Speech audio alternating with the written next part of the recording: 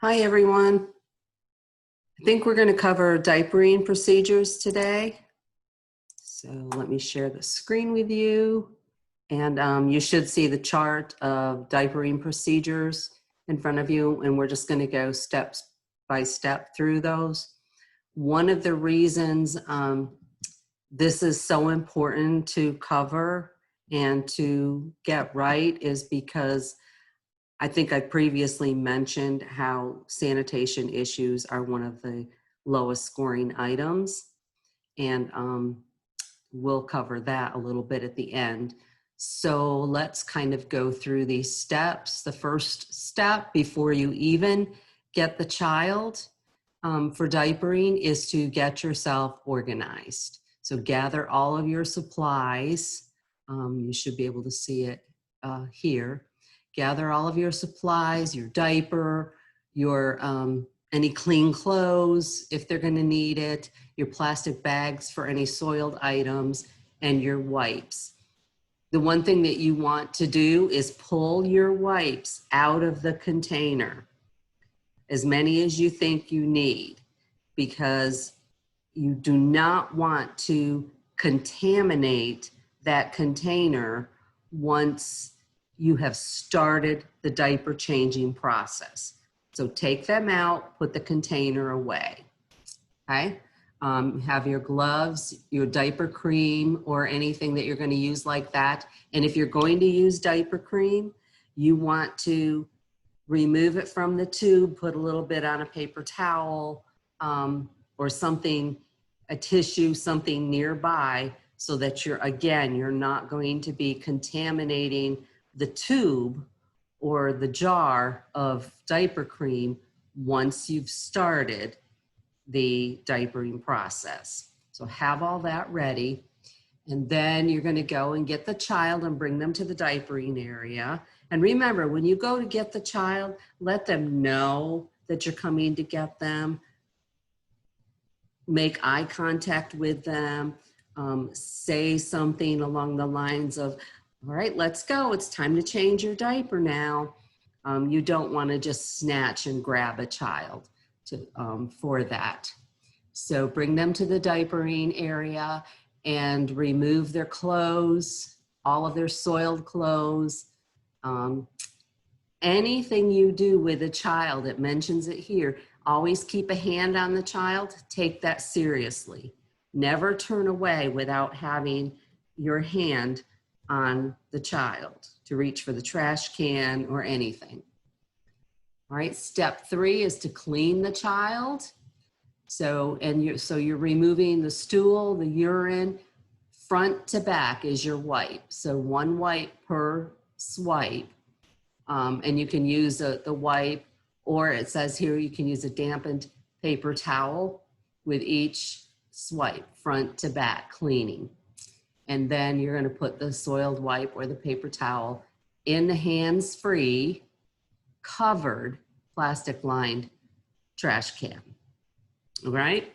Now, the important thing to remember here is if you find that you did not take out enough wipes from the container and you're stuck needing more, if there's someone else in the room, you reach out to them and you ask for their help. Can you get me some more wipes? Do that rather than, again, reaching for the container and pulling out more and recontaminating that container. You don't want to do that. You're trying to avoid that.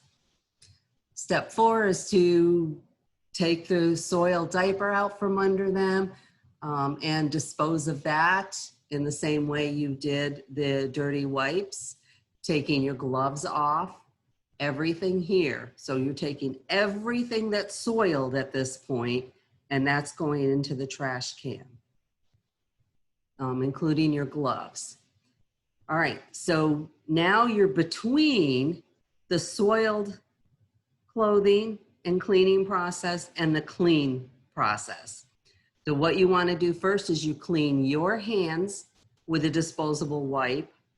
Then you're going to clean the child's hands with a disposable wipe, a different disposable wipe. because you don't know where their hands have been, if they've been touching themselves. And then you're throwing those away. So at this point, you've got nothing that's been soiled. Everything in front of you is clean. So then you can reach for the clean diaper, put that diaper on the child, right? Apply diapering cream if that's applicable at that time. Fasten the diaper, put the clean clothes on the child. Then you're going to take the child to the sink and wash their hands and use those hand washing procedures that we've talked about at one time, right? Okay, if for some reason you can't hold the child up to the sink, then you can use a damp paper towel moistened with a little bit of soap, then a second paper towel to wipe it, and then a dry paper towel to dry it. So after you do all of that, but I do have to stop here and say, I've never in my years of teaching ever had a child that I could not hold up to the sink. So it's possible that it could be difficult, but it's probably highly unlikely. So after you wash the child's hands, then you can return the child back to play. So then you come back to the diapering area, and that's when you're sanitizing the area. So you're gonna spray it with your soapy water, right? And that's front and back. So if you've got a pad there, you have to wash off the front of the pad, flip it over and wash the other side of the pad. So soapy water, wipe, then you're disinfected. D for diapering, D for disinfected. That's your stronger solution that you're going to be using. And you're gonna spray that, let it set for 2 minutes, right? And then that's the time for you to say, make sure it's the full 2 minutes. And just like we talked about with the washing the tables, it's longer than you think it is. So always use a timer. It's a good time to call out, Alexa, set the timer for 2 minutes. You can do that without touching anything if you have a smart device nearby. So wait that 2 minutes, and then you can dry the pad, or you can let it air dry. But always that 2 minutes between children. Okay, so after that's done, then you're going to wash your hands, or while you're waiting for the changing table to dry, wash your hands. That's the last step, is for you to wash your hands. But always do that before you make note on the child's chart that you have changed their diaper.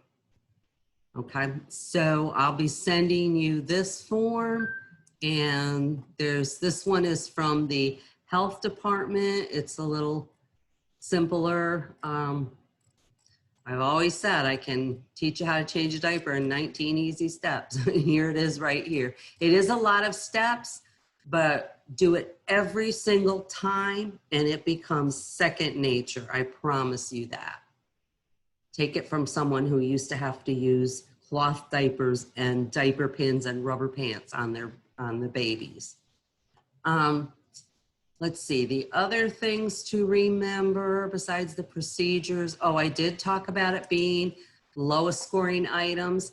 NARCLAT put out this form. It's a summary of lowest scoring items, excuse me, for the ECRS-R. And if you scroll down, let's see, to number 12 here, toileting and diapering is one of those low scoring items. So there's that one, and I think there's also, that is for ECRS. Let's see, this one is for ITERS. Diapering and toileting. And it talks about not disinfecting the sinks in between, which we're going to talk about that at another time too. And not washing your hands after diapering, toileting routines before handling other materials. So you've really got to be sure that that you're doing these things correctly. The other thing to remember, okay, so this is the score sheet from an Itters or an Ecker's book. This is the actual score sheet that the assessors use.